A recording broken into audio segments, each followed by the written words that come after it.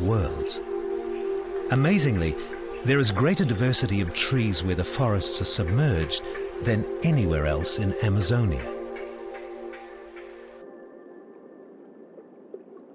The coming of the floods and submerging of the forests is the trigger for another important event. It's the time when many fish begin breeding. This discus fish uses its narrow body to penetrate deep within the foliage to lay eggs where enemies won't find them.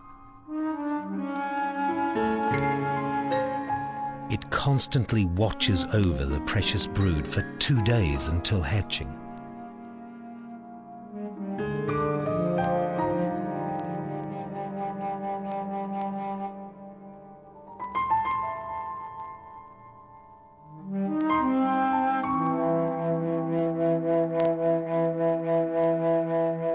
Of all tropical fish, discus are among the most beautiful and highly prized because of their rich colors and patterns.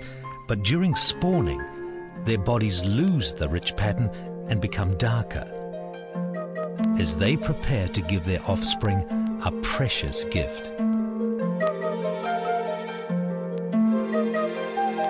A day after they hatch, the fries start swimming. They keep very close to mother and father, so close some appear to be mouthing the bodies of their parents. In fact, the first meal for young discus is a mucus secretion from the skin of their parents called discus milk.